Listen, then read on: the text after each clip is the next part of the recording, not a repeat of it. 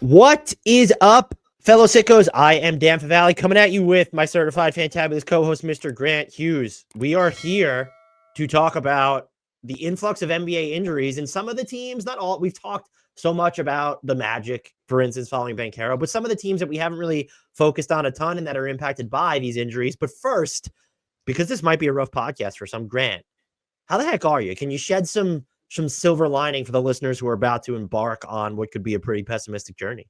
Well, I mean, to answer your question and also provide a silver lining, I'm good. I feel fine. I don't have any iliac wing fractures as far as I'm aware or anything interesting like that. So doing good. Hey, Dan, also follow up. How are you? I'm good. I'm not injured either. Great. So what's up with that? Podcast over. Yeah, I guess we can. Do we care about the NBA teams? We only care if you and I are in fairly good health. Do you find yourself, before I throw it up on the screen, which is why I wanted to get into this, anecdotally, I feel like every season I say that there are more injuries than ever and that this sucks. But this year, I said that, but I couched it, or I didn't couch it. I buttressed it by saying, but I really believe it this time. Like, this isn't just me reacting in the moment. And the data kind of backs it up. But like, anecdotally, have you come away from this season, even forget about the pre-existing stuff with, let's say, Embiid and Kawhi as an example. Yeah. Independent of that, it just feels like they are up. So I will say that I kind of treat the, it's a matter of time every season until I don't know what the tipping point officially is, but before we get into like the ban injuries talk or like, oh, can you believe it? It's another one. And I sort of react to that the same way I react to any fan or who, anytime there's discussion about like the officiating is so bad. And it's just like, we do this to your point, we do this every year. Like, just, I'm not going to be, agitated by any of this. It's part of the whole process of going through a season, except like anecdotally, it does feel like every day there's a new, and it's not just like, there's so many below the radar injuries. Like if you're not following the Pacers closely, you probably know the two centers tore their Achilles, but it's like, oh yeah, Aaron Nesmith and Andrew Nembhard are both hurt. Like that's, which honest, to be totally honest, that one slipped my radar up until a couple days ago. So, and then the big name injuries are just like, they've piled up in a way that's really hard to ignore. So it does feel like there are more, and I'm interested because I haven't looked at the data you're about to throw up there. Just to see like what some of that actually looks like quantifiably. You mentioned the data. The data says injuries across the NBA are in fact on the rise, Grant. Who knew? We did. We just proved it.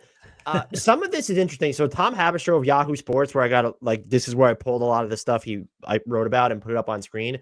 Go check out the full article. It's on Yahoo Sports. He dug into a lot of the data, has some stuff from Jeff in Street Clothes on Twitter and Blue Sky, I believe, as well. That's always been a great source. And there was something that Jeff had published leading into the season where it said like the amount of preseason injuries were up. And so maybe that kind of subconsciously put it on my radar that this was going to happen.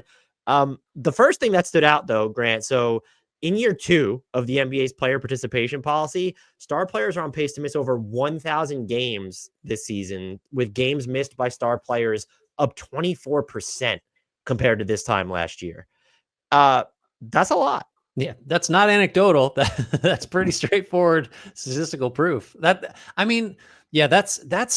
It squares though, right? Because you had Embiid missing all that time, and you had Paul George missing all that time, and that's just the Sixers. And there's a big chunk of star games that are Kawhi. Like, we came into this with problems, so like I guess it's not that surprising that games missed have increased by such a large percentage, but still, like, man, sorry, I'll let you get to the next point in a second, but it definitely has had the effect of like every night when you're trying to pick a game to watch, there's so many that you just rule out because it's right. Like, well, I'm not going to learn anything from this. Like the 3 of the 5 best players on either team aren't involved. So like we're skipping that one, I guess. We talked about this when we went into the Sixers last time, I think. What have we learned about the Sixers thus far? Zero. Like nothing. You can't judge the role players who are healthy because it's like they're doing way more than they would if the key guys were available, and they're doing different things. Like, it's just, you can't judge. You obviously can't judge the players that are not playing, but it's kind of useless to watch, with some exceptions, the guys that are, because they're just not in the roles that they're going to occupy. I will say it does look like Jared McCain might pan out though. Anyway, That guy might be pretty good. so though through teams' first 10 games this season, star players have missed a whopping 83 games already. That's up from 5 total of 67 at the juncture last year. Now, again, this is so skewed by Embiid and Kawhi. I think they use star terminology as being all NBA. So not having those guys at the start of the year definitely like deflates it. Inflates that number. That's still just, I mean, you're looking at like, consider just like, okay, Jokic is always just there, but we've already seen Steph miss some games. We saw Jaylen Brown. I can't remember if he made all NBA last year, miss some games. It's just like, and it's not like unless they're changing the way they're reporting these because the NBA's new star participation policy, but like these feel like real injuries. The other thing that's a little bit more of a longer point, in recent seasons, stars played about 85 to 90% of their games in the first month of the year before the inherent violence of the game, Grant, began to take its toll on bodies and winter illnesses attacked immune systems. This season, player participation by star players as a whole has dipped below 80%, hovering around 78 so far. I mean, I think, the inherent violence like jumps out as like, oh my God, what are we talking about here? But did you see what Karl-Anthony Towns did to Joel Embiid and Kelly Oubre Jr.? Well, I was thinking more along the lines of like, Chet Holmgren takes an ugly fall. Ja Morant has an ugly fall. Who was it? Dyson Daniels got taken out by Nick Claxton out of the air early in the season. Like, I do think, and you do see data too, that now this has nothing to do with like collisions or violence or whatever, but like guys are just running, they're piling up more miles. There's more movement. So like more movement inherently means a greater risk of injury. It's harder to get hurt standing still than if you're sprinting around a screen or whatever. And I do think like some of the way that the game has been officiated over the last, just compare it to how physical it used to be. Guys are flying in, and just like knowing that if they do get taken out of the air, the defense is disincentivized from doing that by flagrant twos and stuff. But like, violence doesn't feel like quite the right word, but it does capture, I think, a sense of like there's just greater levels of athleticism and maybe like recklessness brought about by the fact that like the league is increasingly like not a high contact. You know what I mean? Like it just kind of, the way the game's played now is so different and so athletically dynamic that I guess that seems to be part of it. Inherent violence is a good shorthand, I guess, for that, if you want to be real simple. But you know what I mean? Do you feel that way too, just watching how the game's played? Yeah, for sure. Without question. And I also think, and maybe we'll save that for later, there's something else. I can't remember who had said this, but like a lot of it feels like it might be predating these players actually getting to the NBA, which could be contributing to it. But so my first thought going through this was, okay, we're dealing with such a small pool of players that Kawhi and Embiid are going to skew these results heavily. But Grant, it's not only superstars or all NBA players missing time. Names like Chet Holmgren and Kristaps Porzingis, they're banged up too. And just how banged up are these guys, Grant? Well, they're pretty banged up. Jeff Stotts of InStreetClothes.com has been publicly tracking injuries longer than anyone in the NBA space. By his count, the numbers are swelling league-wide and not just with household names. His database shows that games lost due to injury across the entire NBA are already up 686 games in the first 3 weeks of the season. That's a dramatic increase from 507 last year. And that's a 35% surge from last season, actually, and up 16% from 2023, 2024 overall. That's according to data provided to Yahoo Sports by Stats. So that's, and I think anecdotally, again, when we do those news updates, which we're not doing at the end of this week, it's so much of our job, even like on the day-to-day when we're writing stuff, has been making sure that whoever you're writing about isn't about to miss a game, that you need to kind of mention, okay, he's about to be out, but this is still happening, or he's been out, but this is still happening. And I find myself double and triple checking that guys that I may have just watched the night before are playing. And that's become so much of just maybe my mental capacity while doing this is like, well, like keeping track of injuries has become exhausting.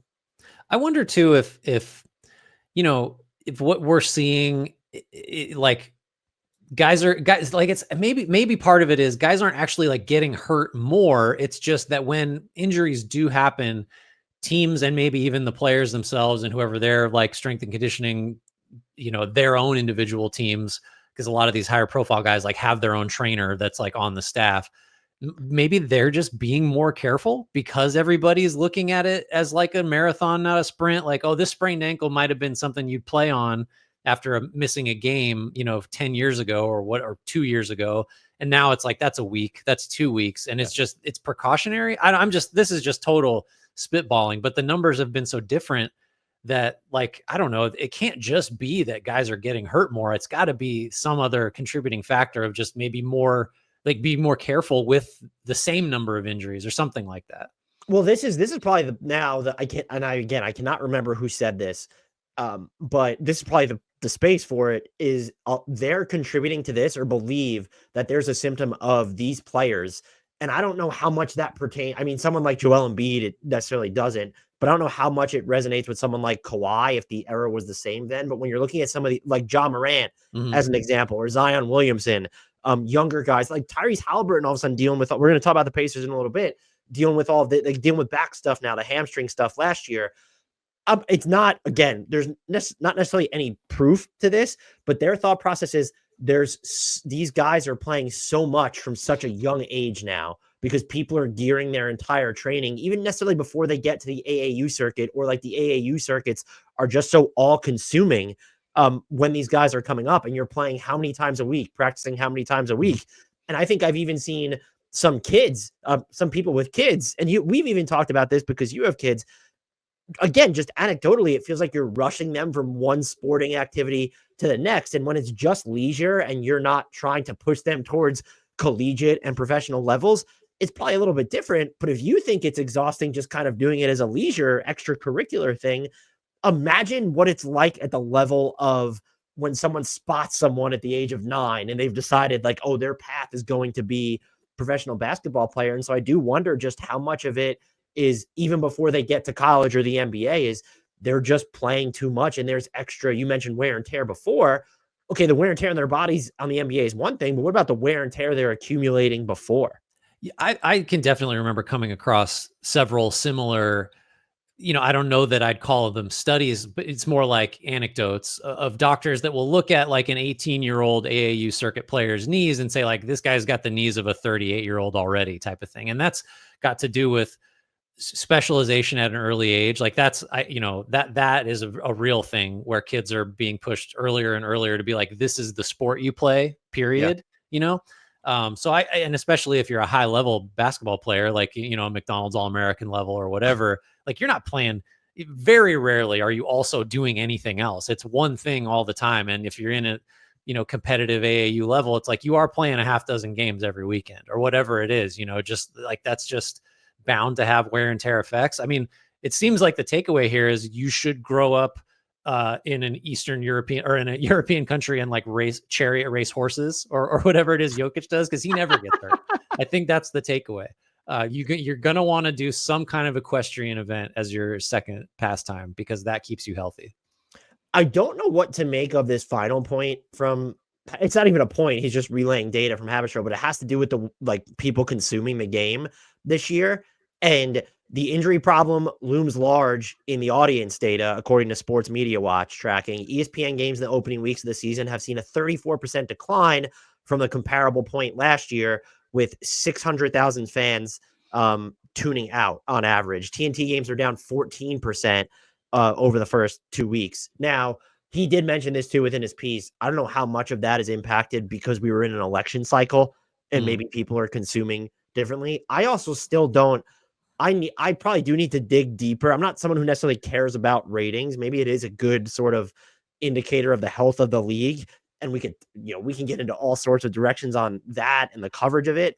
But it's got to be so hard to measure decentralized consumption, right? Because everyone's using all these different, like, most people aren't necessarily, yes, live sports on TV are like the one, it feels like, main event remaining that people will gather around and watch, but that's not how everyone's consuming them. They're consuming them, like, how are you tracking that if it's someone using the League Pass app, or if they're using one of these other apps that they're like the TNT app rather than like, I'm sure everything's incorporated in, but it's such a decentralized medium now that I'm just curious how that impacts the overall consumption numbers. I'm not here to be a ratings truther and say the NBA is actually more popular than it seems, but we already mentioned at the top, you specifically saying there are certain games you're just not going to chop her into because what are you taking away when 2 or 3 of a team's best players are out? And the example that Habistro used in the Yahoo Sports piece was the Clippers facing Paul George for the first time. It was just like that arena wasn't that filled. Right. Like Paul George was only, what was that? His second game into his return. There was no Embiid and there was no Kawhi. It's like the drama was just completely stripped from it. And it's these things, it like the injuries at least does seem like it's having a material impact. And the final thing I'll say as it gets to you, and this is, I try to be very empathetic towards the fan because we can sit here and say like, well, we want the best product in the playoffs. But it's like, well, people are paying prices now to get into games. And we try to steer clear of this. We acknowledge that it's an issue, but I don't ever want to devalue the regular season.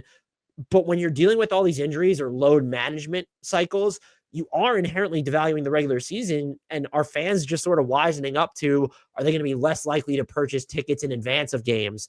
And that this is going to be more of a closer to the date call type deal. Or again, the Clippers Sixers as an example, you're just going to see like more empty-ish or more open seats in arenas for what should be primetime matchups because these players, they're either banged up or being load managed and they're just not available. Yeah, I think my last thought would just be, if you're a diehard fan of your team, you're probably still going to watch those games, right? Like I would imagine that Clippers fans that really care about the Clippers watched the Paul George game, and just like they would have watched it had he not played or whatever. Now, this is assuming that your RSN situation locally allows you to watch your team, which has been an Certainly issue. not helping matters, yeah.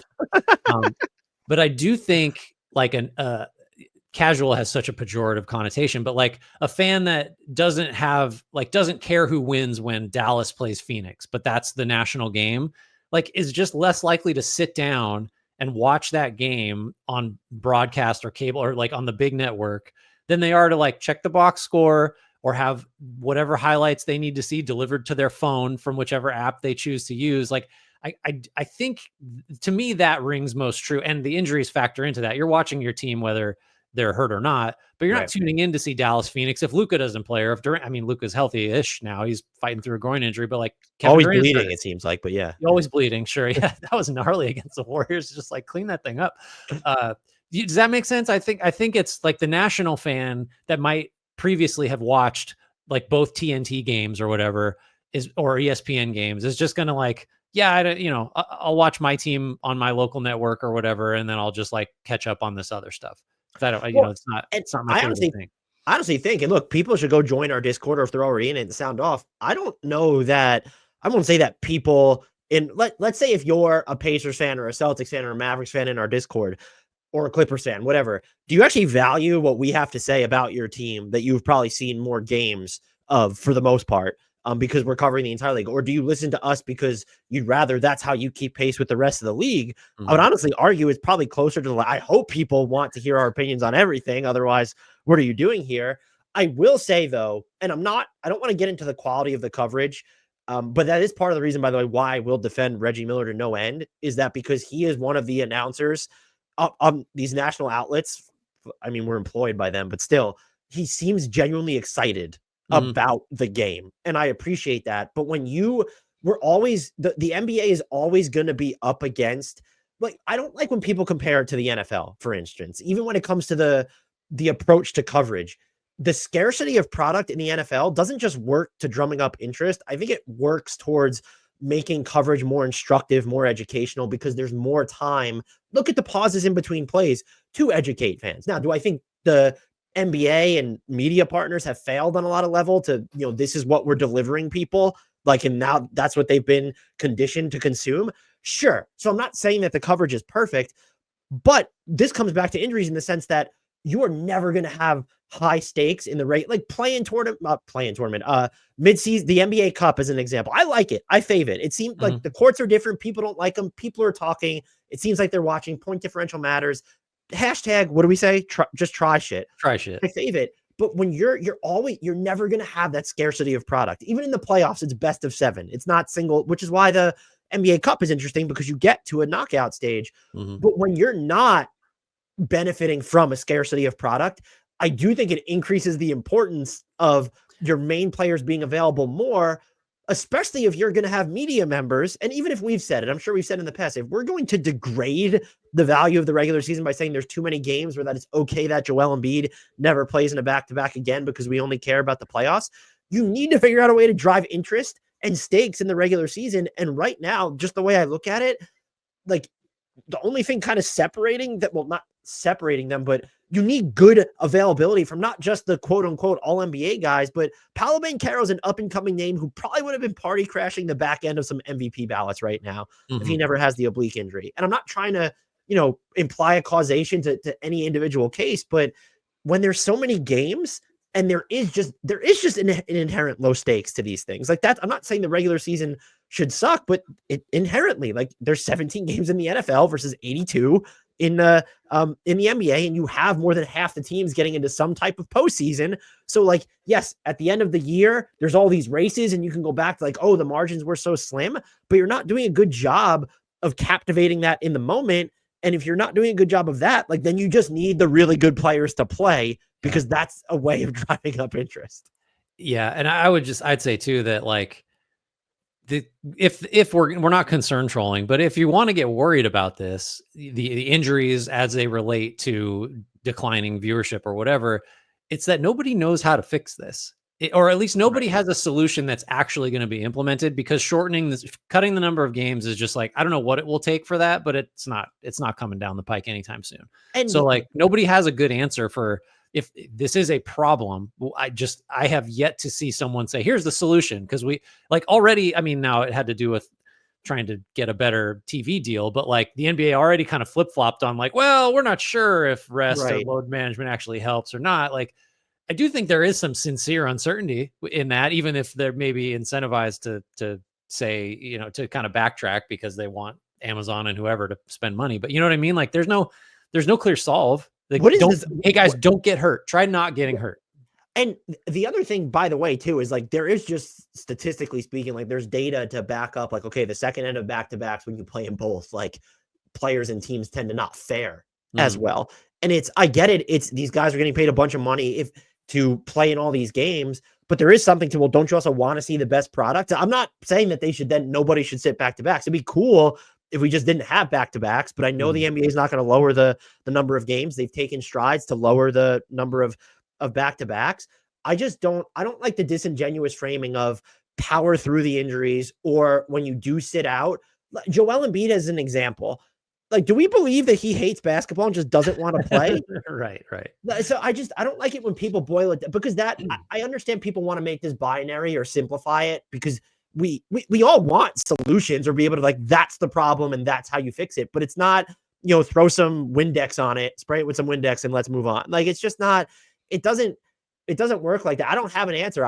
It sucks that the injuries are up, because I'd rather, not that I enjoy being wrong, but I would have rather have just gone through a bunch of slides on why, Dan, in fact, you're complaining about something that's not actually an issue. Are you spraying your injuries with Windex? Is that something? Did you ever see My Big Fat Greek Wedding? They spray Windex on everything. That was like top of mind for that. What was it? The actual cliche is like rub some dirt on it. Rub some dirt on it, yeah. That torn meniscus, just rub some dirt on it and let's continue moving. Like, even here's Kawhi as an example. Do we think that he actively hates basketball? The man has degenerative knees. That's what I just want to know if he's tried Windex. I mean, maybe or dirt. Yeah, dirt. Both. Get him in there. Solved it. Yeah. Wow, you're welcome, guys. It only took us under 25 minutes to solve the NBA's injury problems. We move on to some specific injuries, though, Grant. And you know what? You want to lead us in, because you pronounced it so eloquently before, but Chet Holmgren is injured. What's he got? Yeah. So I think I'm saying this right. I have to admit that iliac, ILIAC, is not a word I'm pretty sure I've ever written, typed, or said. And you've also seen it referred to as a hip fracture, a pelvic fracture. It's all bad. All sounds bad. The fall was rough. Oh, I got him. Spit take Dan. Let's go. I'll let you recover. 8 to 10 weeks. And then it's one of those, like, 8 to 10 weeks and we reevaluate, right? So that's like, okay, well, it's the Thunder. So it's more like 12. So 600 weeks, give or take. And so, so the Thunder are going to play small, and they did play small, and they did beat the Clippers, who have a very large human being that plays on their team, Ivica Zubac.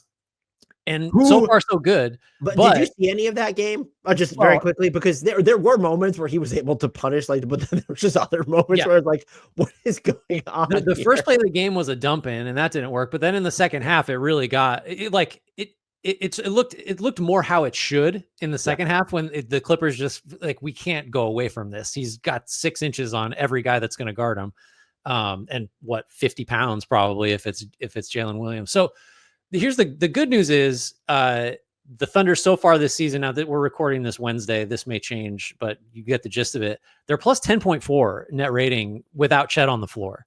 Now that looks worse when you realize they're plus 15.4 with him, but you can survive and frankly lead the league if you can hold a plus 10.4. right. I mean, just parsing some of the numbers to get a sense of like what this may look like, other than the obvious, OKC's going to be small for a while.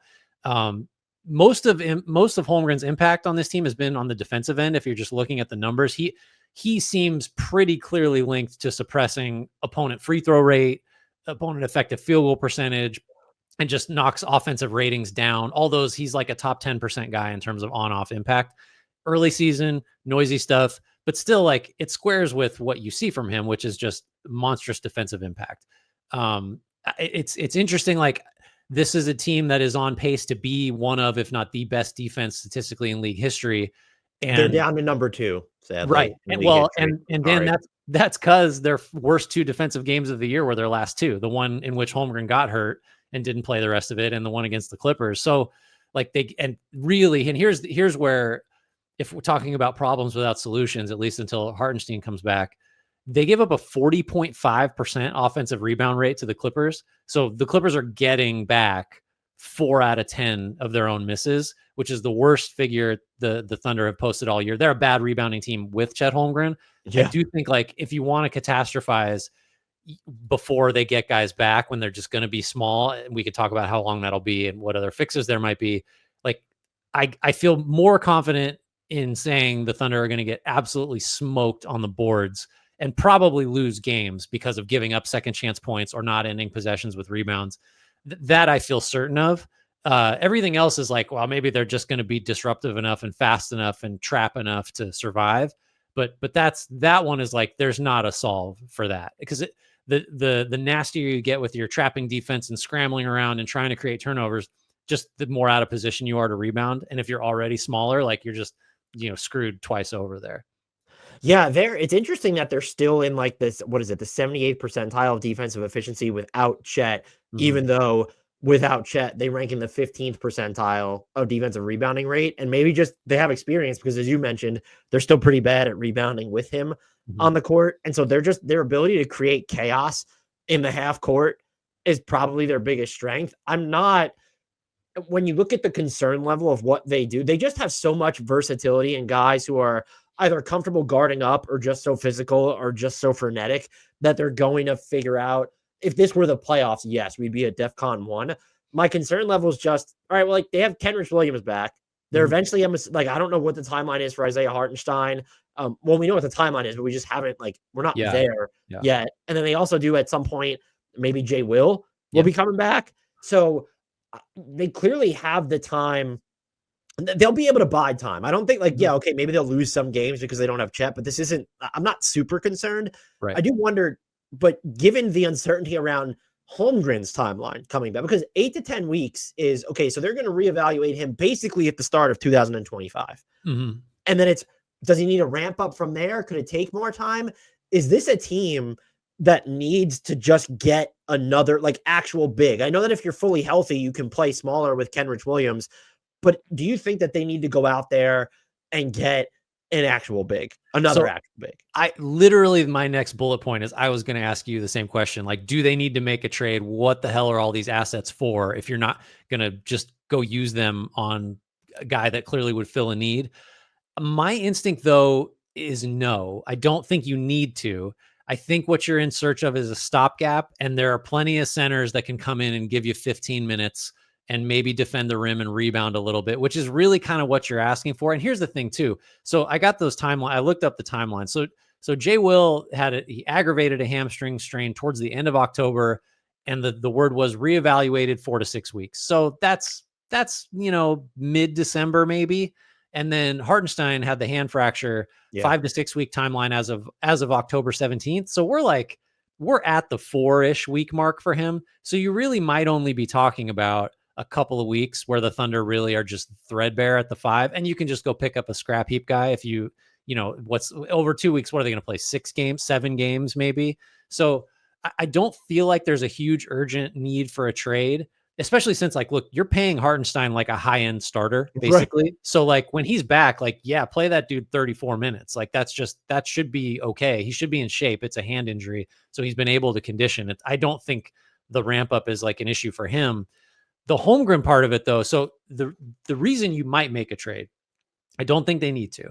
If you did think they should, it's about the longer term, at least for this season, concerns with Holmgren, because he's a 7-footer that has a fractured hip. Like, okay, what's that look like once he's quote unquote healthy? Like, is he the same guy? Is he as mobile? And if you're trying to win a championship this year, which 100% the Thunder are and should be, well, like, you need everybody. So if Holmgren's not going to be his best self, which, like, I don't know, look, we just learned the word for this injury. Who knows what the outlook's going to be once he's back? Like, that might push you towards it, because you just need someone other than Hartenstein and or Jay Will. Like, so I'm still a no, but if you're really worried about Chet's like mid and longer term prognosis for just this season and the playoffs, that might nudge you that way. Are you thinking trade, or are you just like, let's hold down the fort for a couple weeks? I would say hold down the fort.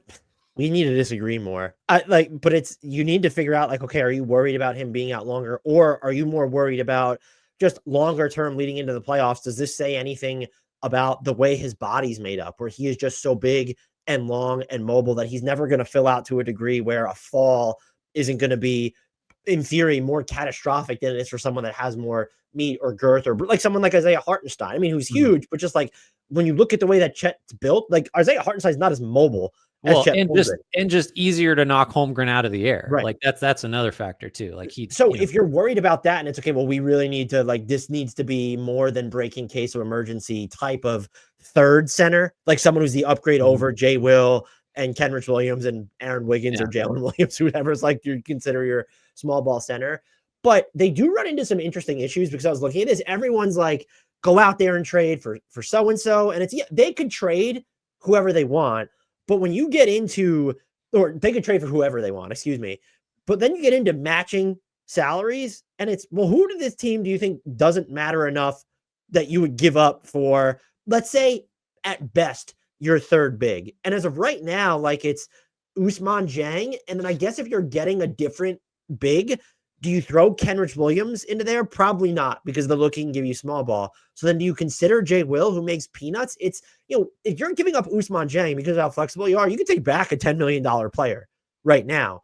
But like, if you're looking to stack salaries, and this is assuming they're out on Ousmane Dieng, who has played some center for them as well, it's like, well, what are you doing? So even let's use Larry Nance as an example. Right now, you're not giving up. Would you give up Ousmane Dieng and Jay Will for Larry Nance? Yeah, I don't think that moves the needle enough, right? It's like, that's the issue you run in. Now, could you go out there and maybe just get a Duop Reith, who's not really playing in Portland? Just go get Walker Kessler. You don't have to worry about salary matching there. You can overwhelm the Jazz with picks, which they should want. Like, that you can do. Which is it. But that's the issue with that now would be, okay, he's about to be extension eligible. And it's like, how much are you? It's okay, they can give up a first round pick, and if it's for their third big or whatever, but like, what are you ultimately like? So Walker Kessler's never really going to play when you're at full strength. Isn't that you're never going to then get a ton of value for him? And then what do you pay him? And then you're probably repressing his own market value. So is he going to be happy there? Those are kind of the challenges. It's a great problem to have. Yeah. But at the same time, the uncertainty of the Chet Holmgren of it all moving forward, I do think it adds an interesting layer to it. And so they'll have a little bit if they want to, when you're looking for, like, let's try to take back let's say we don't want to give up Jay Will, but like we're willing to move Dieng. It's once his salary, I think it's in January or something, opens up, like, you'll be able to take back basically a $12 or $13 million player with him and Ousmane Dieng and then picks. And so it's all right. If you just want Larry Nance at that point, are you out on Ousmane Dieng enough where if that's what Atlanta's willing? But then at that stage, we're in January. And so shouldn't we know, you'll know more about Chet Holmgren. So then maybe that's why you make the decision. What does he look like upon return? Has he even come back yet?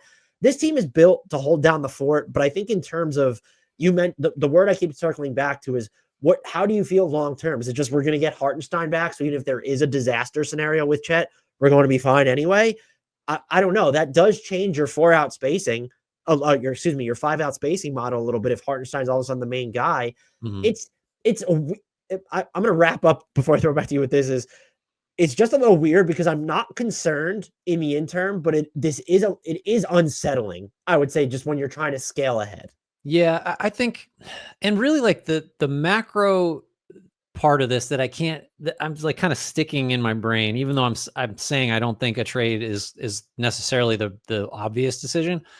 Like, how much better are the Thunder ever going to be? Right. Like, I know it seems insane because like, oh, they're all so young and whatever, but they won at 57 last year. Everybody's got them pegged for 60 plus this year. Maybe you drop that estimate with Chet out. I have like 67. But so what are the picks for? Why do we have all this stuff? Like, what if not now? If you're not going to make like an overpay, a short-sighted move, like, what are you like? What's the scenario you're waiting to like unload the clip for? Well, if not a significant injury to a key player in a season where you're the favorite to win the West, like what? So you know what I mean? Like, you got all this stuff. What are you holding on to it for?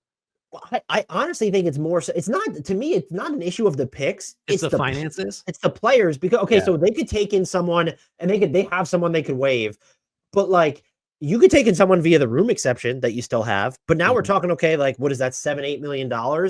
So now you're limited. But if you actually want them to actually empty the clip, or they wouldn't empty it, but to overwhelm someone with picks, I think it gets into a challenge of like, well, who are we sending out? Because yes, you could say, well, these players might not fit long term, but are they worth, like, you're not giving up Case and Wallace to trade for another big right now. If you did that, I assume it would be for someone who's going to improve your like offensive shot creation rather than be like breaking case of emergency if Chet Holmgren is injured. So I don't think they need to make a trade, but I do feel in my head, I'm just like, well, is this something that's going to become a long-term issue? Because if you're going from like, we'll have to wait and see, but like, okay, now he misses his entire rookie year with that Liz Frank fracture, and now he has this issue, and it's just, okay, that's a lot of lower body stuff now is added up, and could this become reoccurring? Not because Chet Holmgren, like, I hate boiling it down to this, but just he's not built conventionally, like he's just the spindly freak of nature. And even I wouldn't accuse you of it. Like, this isn't making the argument that he's fragile or is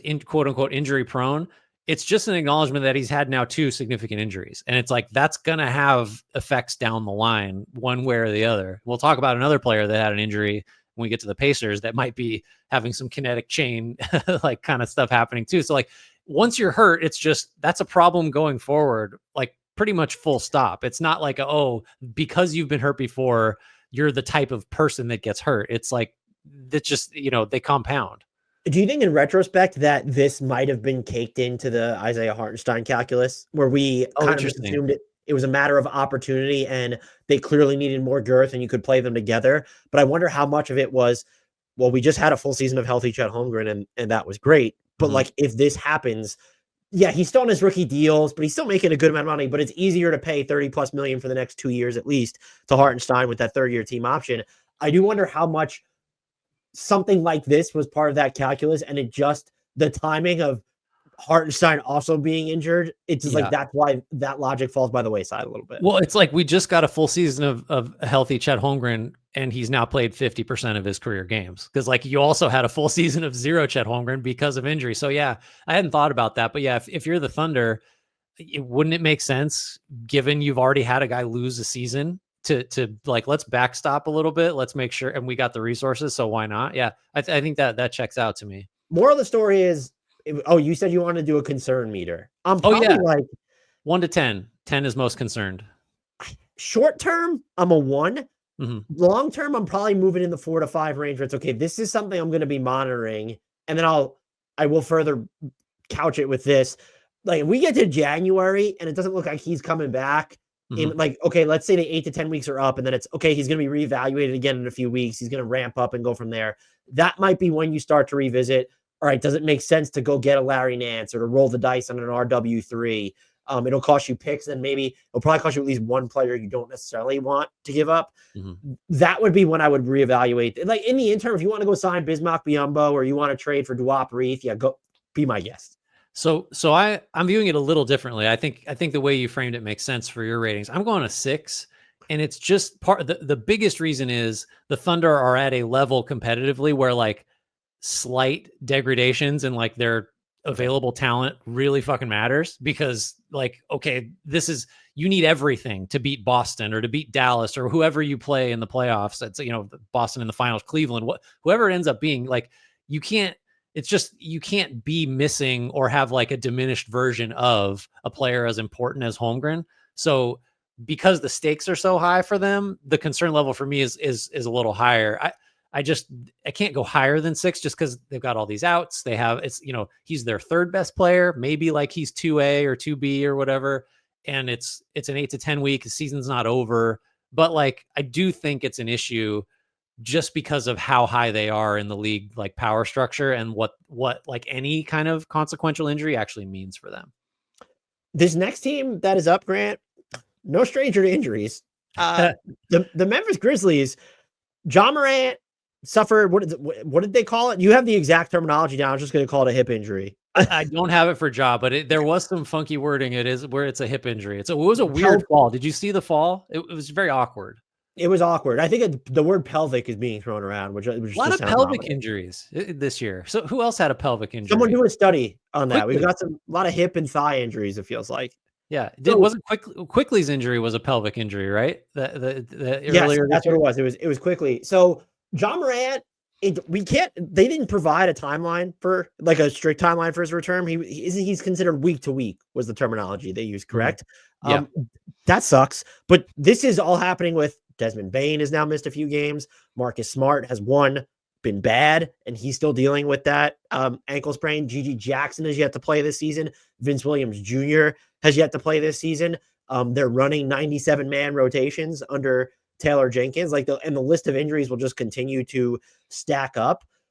What do you make of the Memphis Grizzlies right now? Who, by the way, like they don't have the splashiest record, but like when you get into some of the advanced numbers, like they rank pretty high.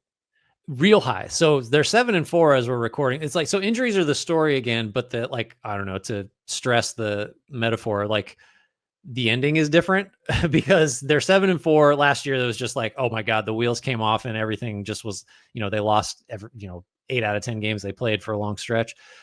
They're plus 10.5 net, and they are in the top 5 in both offensive and defensive ratings. So like somehow this has like held up despite, just to put a point on it, they've played 39 possessions with Ja Morant, Desmond Bane, and Jaren Jackson Jr. on the floor together this year. So like, I don't know, a little more than a quarter's worth of possessions, give or take.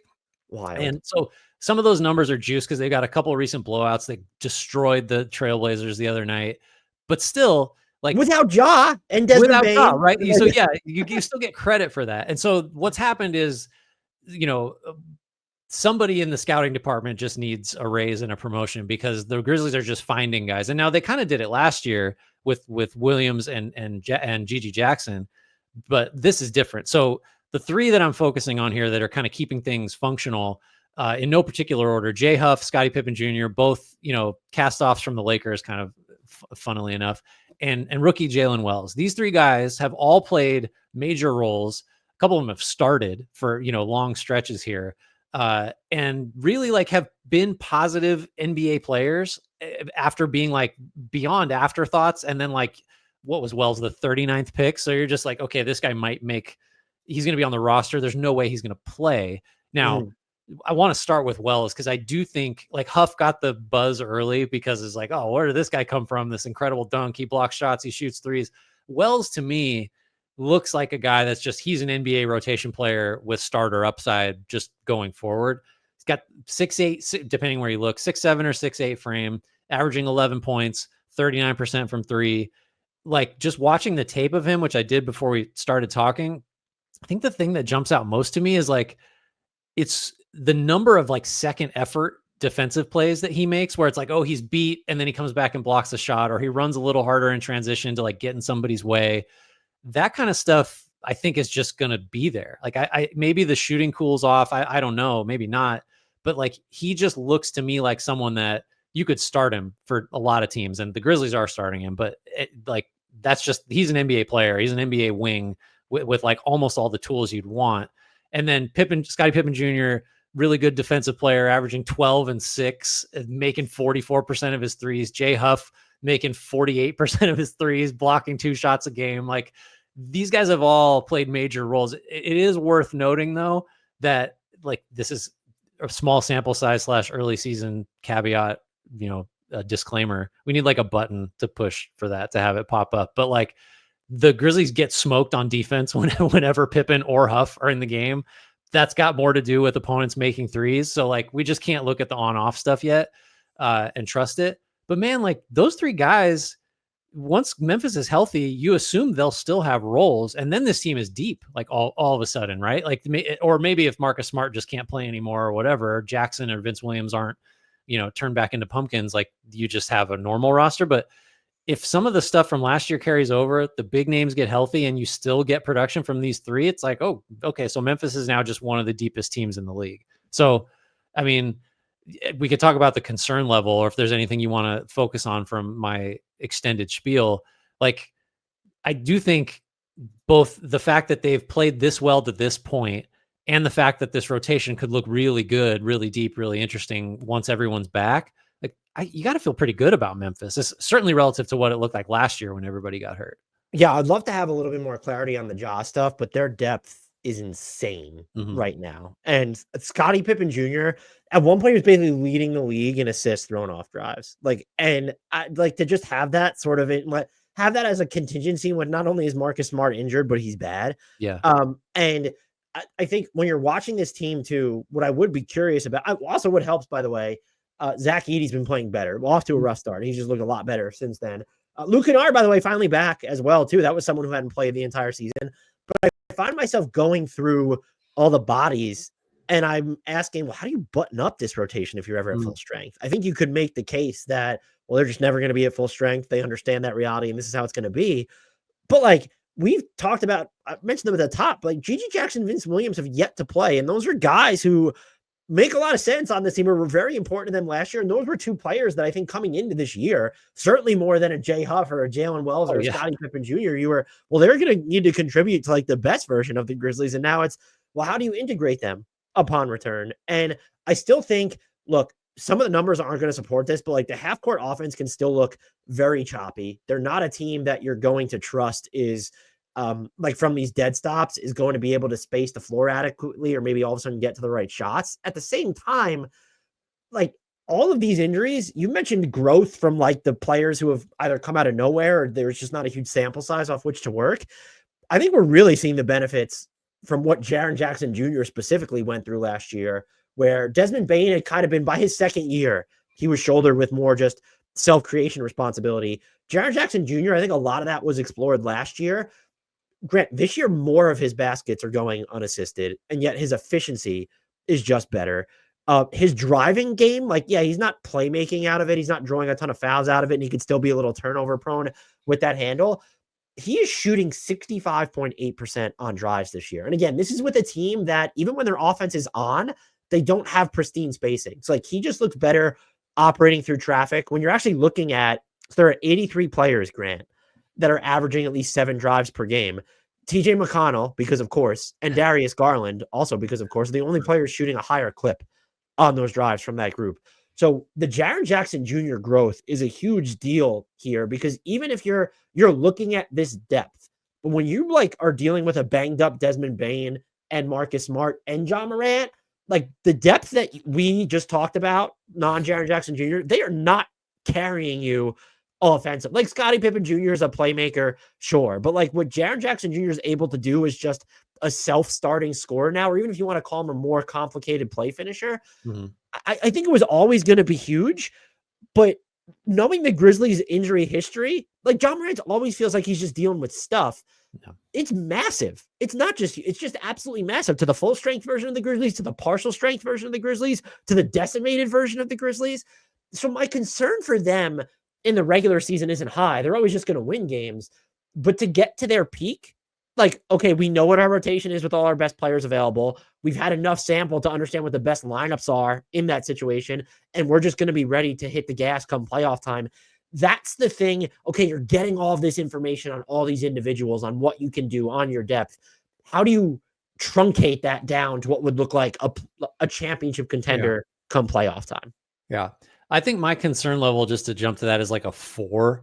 And it's mitigated a lot by the fact that they just keep finding guys. And if as long as the big names are healthy, then you'll just you'll happily take the problem of, and I think you alluded to this, like you'll just take, it's a good problem if you've got to figure out like which of these 6 guys that were not factors in our planning like 2 years ago do we like give real rotation minutes to. I do think though, like 4 is still like, I guess it's not a 1. And the reason is because we're sort of just going down this road again of injuries. And it's like, well, is Ja just going to be someone that is just not going to top 55 games, like on average going forward? And is Bane somebody that just can't, like, that's the source of my concern. It's more just like, are we ever going to get, 3 straight months uninterrupted of the best version of this team? Like, that'd be awesome if it happened April, May, June, but like, we don't know. The way things have gone the last couple of years, it's hard to be confident. Desmond Bane, another one dealing with the oblique. Wasn't that something you were saying? There's like a trend, an upward trend Yeah, of like, Paolo got the oblique. injuries. Yeah, what's going on? Obliques and pelvises. Another team that is, I would say, they're not super banged up, but they're missing Kevin Durant. That feels like a big deal. He's dealing with a calf strain. He leads the league in minutes per game. Those are injuries that I would normally be like, well, is it because he's just playing too much? But Kevin Durant loves to hoop, so you can't play too much. That's the rebuke there. Grant, the Suns, I mean, we haven't really dug into them yet on this podcast for the season. So if you have any general impressions on that? My impression was that like KD would probably be like 3rd or 4th on the MVP ballot if he wasn't slated to miss enough games to where the minutes kind of separate him from the Jokic, the Tatum, the guys who are, like extending their sample. But he has been, look, the offensive for him, the offensive process is, it feels like they're putting him in more advantageous positions, but like he's still cooking. He's averaging 1.14 points per ISO possession right now, which is just bonkers. And I think I've been even more impressed, by the way, just with what he's able to do defensively when he's not on the ball, the rotations that he's making. And he really is. I know you have Ryan Dunn and you have Royce O'Neal, but like he's kind of the key, the skeleton key to them unlocking those smaller lineups where they don't have a big on the court that have worked well for them basically since KD arrived. Yeah, no, I mean, just zooming out like this, it's a weird team. We've both kind of talking offline. It's like, I don't have a great feel for this team. Part of that's because there's, several new players playing major roles, both acquisitions and guys like Tyus Jones and draftees like Dunn. The couple of things that have struck me about their makeup. Now, look, what are they, 9-2? But like that, I think they have their point differential offense and defense at 9-2 is just bizarre. And you could dig into the specific games that have contributed to that, but that's just still wild. Well, I mean, and the shorthand of it is like, if we were looking at projecting them going forward, we'd probably view them as a team that had like 2 or 3 fewer wins than they actually do. Just if you're trying to trust the offensive and defensive ratings as being more predictive. So the first thing that jumps out is like their starters, Tyus Jones, Beal Booker, KD, and Nurkic are getting crushed, like minus 14.3 per 100 in 168 possessions. And like the stuff that makes you just want to dismiss that, the other on-off numbers that are just confounding are, guys like Royce O'Neal and Mason Plumlee. The offense is better with them on the floor as opposed to the start. So it's just like, okay, so we just can't trust any of the on-off or lineup data because no sane person is going to say that starting lineup, I don't like it. Right. Maybe as a closing lineup, we can have a conversation, but and like, well, you just need more minutes. And they're not closing with it, right? Tyus, I don't know that I've seen Tyus close a game yet for them. Right. That's one of the questions going forward is like, what do you put out there in the games that matter that are close at the end? And also part of the reason Phoenix has outperformed its net rating is it's been a good clutch team, which is very different from last year when they were one of the worst fourth quarter teams in the league. The other thing I think, so all that stuff is kind of like all the lineup and on-off data is just, it's early, there's new pieces, whatever. Like kind of, you can kind of not totally dismiss it, but let's not freak out about it. I think a trend that is potentially a problem is that this team just never, ever gets to the rim on offense. And Phoenix, that's like just priced into the Phoenix experience because they've been 30th in rim attempt frequency counting this season for the last 5 years. So they just like, and that's spanning how many 3 coaches, 3 coaches, a bunch of personnel changes. Like it touches the Chris Paul era. DeAndre Ayton was involved in some of that. So like, I don't know what it is in Phoenix, but like the rim is just off limits. It helps they're shooting more threes than last year. It's still a very mid-range heavy team. And we could just like go find clips of us wondering how big of a problem that is from any of the last 5 postseasons, probably. So like just their shot diet and some of the makeup, I just have questions about. But like with Durant out, still being 9-2, I mean, I guess it's a successful start, right? Just where they are in the standings relative to some of the difficulties and inconsistencies and I don't know, unanswered questions, right? Like it's been a positive start despite like, I don't feel like we have a good feel for this team yet.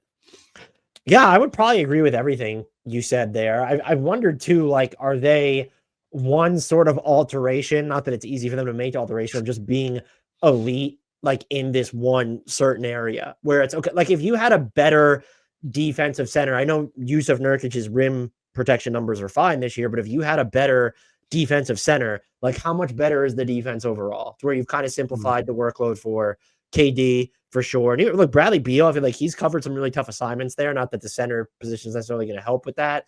They've also dealt with some. It's also, what if Grayson Allen been banged up, but what if he was just had been shooting the ball better? Like he's now up to 35%, but again, keyword being up to there. And it does feel like there's still some things that might be unsettled beyond their top guys, which look, now's the time to figure it out. And you're 9-2 anyway. So I think my level of concern here, I made jokes about Kevin Durant playing too much. My concern would be that they don't have the option of playing him less. Right. I'm not concerned about this injury. As people have pointed out, like Kevin Durant isn't so much injury prone as he just had these like 2 sort of like majorist absences that weren't necessarily related. At the same time, though, this is his age 36 season. He's leading the league in minutes per game. And he looks great anyway, most of the time. That being said, does this team, Grant, have the option of playing him fewer minutes? I mean, if you don't, you'd say, where are you getting the offense that you're losing? And frankly, like you pointed out, where are you getting the length on defense that also doesn't like compromise you on offense? You know, Nurkic is a starting center in the NBA that has no range, shooting 3 threes a game, not making them. He's shooting like 44% from the field. Like you can't have a paint bound center essentially making 44% of shots. I guess they sort of have to play Durant this much. I just think you're going to keep running into this type of thing where he might play 9 or 10 games and you lose him for a couple weeks. And hopefully that's all it is. But given his age, given the injuries, as you alluded to, like there's downside for sure and I think the last thing I was going to ask you is, and I'll project because I'm kind of telling on myself a little bit, why is the reliance on Kevin Durant and the uncertainty that he can be relied upon for a full season in playoffs? Is that why, I guess you can lump yourself in if you want, view them as like a true threat to make the finals in the West?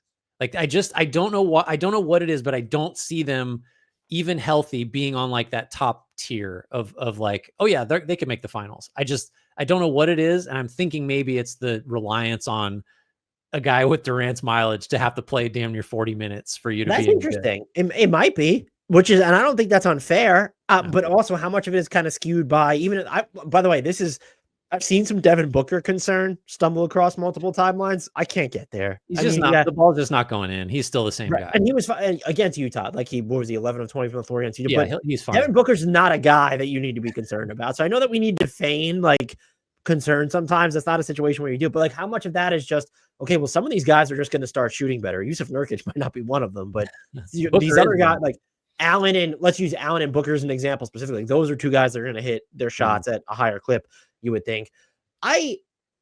Maybe I would feel the same way you did, because I do think they're relying too much on Kevin Durant. And I also do not think they have the ability to rely on him any less. And it's weird that it's defensively that I feel that way, right? Yeah, I guess maybe it's not weird, but whatever.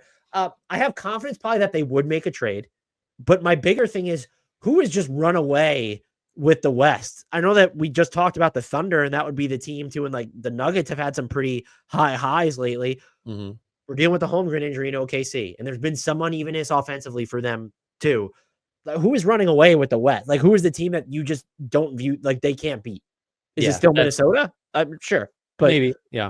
But I think I look at the Western Conference as it's clearly better than the East. But I don't like last year. It felt very much like, okay, the Timberwolves and the Nuggets and the Thunder were running away with it. And I just don't feel that way. Like I posted this in our Discord the other night. We're not going to talk about the Mavericks in this one.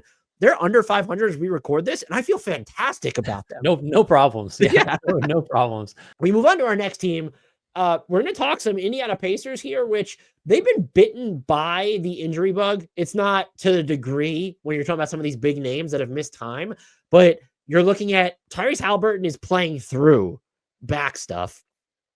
They have two centers, not Miles Turner, but so you have James Wiseman, Isaiah Jackson, torn Achilles. Andrew Nembhard, he's been dealing with a multitude of stuff. He's dealing with a knee issue. It's the knee mainly right now. Yeah. And then Aaron Nesmith has that ankle injury that's going around. And look, Aaron Nesmith's okay, he's wing sized. Andrew Nembhard is not, but they account for two of Indy's like wing defenders, basically. So they're in this weird spot, and they're another team that I don't necessarily know what to make of. Now, what I will say, if we're looking for positive points, I think it's safe to say that both of us were too low on Benedict Mathurin at this point. I still don't know if he's what they need defensively, and I would argue that he is not, but he is held up against some pretty tough assignments this year. And he's been playing so well on offense that I don't even think at this point when you're fully healthy, is he coming out of the starting five? I don't think you could do it. Yeah. Well, so I had an interesting, little episode when I was kind of looking at his numbers and trying to reevaluate, like, okay, we do need to make some concessions that he's maybe capable of more than last year showed. And I caught myself thinking, like, now put the defense aside, but offensively, not a lot is real different in terms of like shot makeup, like really what's happening is his offensive profile is more similar to his rookie year. He's just playing more, but the biggest difference is like, he's just making shots. And I was like, I caught myself dismissing that as like, oh, well, he's just making more shots. And then if you step back and try to think about how fucking stupid that is to like dismiss a guy that's just making baskets more frequently in your analysis, like, no, that's very good. You should try to make more shots. That's better on offense than making fewer shots. He's more efficient. Like that's been the difference. Now, where you fall on like, well, that's sustainable or isn't, I don't know. I guess that's in the eye of the beholder, but like I had to check myself because I was ready to dismiss his production as, well, he's just the ball's going in. That's not going to continue. Like, well, why not? It's his third year and he's got a big role for the first time since the rookie season and he's running with it. So like I definitely had to like push my priors out of the way a little bit and just give him the credit that he's earned. He's just, if you're a score first player and you're scoring more efficiently, like you're doing your job. Like that's a plus. I can't knock him for anything. Right. And so, so I guess that makes sense. I do think so. Yeah, you're looking at the shot efficiency for sure. The finishing at the rim has been incredible. It does feel like even when maybe he has the ball for longer, there's just a quicker, smarter decision maker in there. And that was one of our biggest qualms where it's okay, like you need to catch and decision make right away on this team because you're not going to be breaking down these defenses. I think he's done a much better job of that. He's passing on a higher percentage of his drives. And so that shows me, and the assist rate is up, I believe, too. Is like, okay, there's a little bit more of this complex decision maker there. And again, is he what they need defensively is a question because that ultimately comes down to what this team needs the most. However, because of how Tyrese Haliburton has played this season, like Benedict Mathurin's become super important. By the way, as is the other positive I wanted to shout out here, Pascal Siakam is balling. He's been really good. He's been their best player. Like like Haliburton's at 16 and 8, which for him, those are great normally, but that's way below where we were hoping he'd get. 40% from the field, under 30% from three. Like he has not been. Now, maybe you could argue he's their most important player because of the role he plays, but Siakam 27 and 5 on like a 50-40 plus split. Like he's been like an all-star basically. And Haliburton just has not played at that level. Yeah, I mean, Pascal Siakam's having 1.15 points out of post-ups, 1.64 points in transition, and drawing fouls like 25% of the time when he's in transition. He's been huge. The Tyrese Haliburton stuff is weird because I don't know how much the back is impacting him. I also don't know how much he's still trying to find the balance between still being a central part of the offense and not necessarily being its all everything. And there's like some of the stuff that feels clearly off is like the efficiency. Do you dismiss it? Are you concerned by it, given how he closed or most of his close, like coming back from that hamstring injury last year? But this is something that stands out to me. Last year, Grant, 43.8% of his drives ended in a field goal attempt or a foul. This year, that's all the way down to 36%. Yeah. And so it's just like there's more of a passive nature to the way he's playing, and not in a good way. And it also has coincided with, I saw some people, and Caitlin Cooper, shocker, at Basketball She wrote a fantastic piece earlier in the season where teams were like, the theory was they're crashing the offensive glass, like to bring the Pacers closer to the basket so that they can keep Indiana out of transition. Yeah. And so when you start to dig into that this season, Indiana's not in transition nearly as much, like the raw rankings, as they usually are. Last year, they're 22nd in transition frequency right now, as opposed to 7th last year. But the margins are so kind of different there. And they are, when you dig into just the average possession time, they're still just near the top of the league. Like I think they're 5th overall in average offensive possession time. But there is something that just feels like it's a tick or 3 slower about this offense overall. And I do believe, to be fair, that part of that is just, okay, well, you have Pascal Siakam. Like, that's someone who's going to be more methodical with how he does break down defenses. But the offense, and look, I say all this, and as we record this, the Pacers offense ranks 12th in points scored per possession. So it's not dire, but the issue is when you're going to be a bottom 5-ish defensive team, like you have to be in the top 5 offensively, basically. And they're not there right now. And I would argue, there are other contributing factors. Miles Turner's been all over the place this year. Another name that's been like, he's shooting 40.8% on his threes, but defensively, this is someone who you don't trust to like make a ton of rebounds anyway, but he just feels even less present on certain possessions. And he is at, what is he averaging? He's at 7.3 boards per game, 6.4 defensively.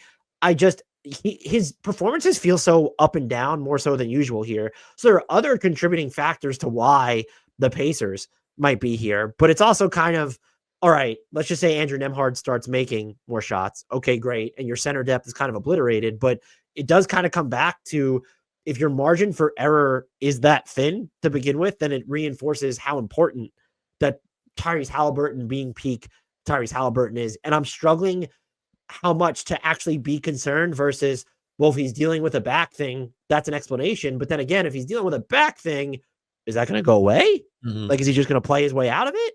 Yeah. I'm glad you brought up the defensive stuff, because that was the last little piece of this that I was really struck by.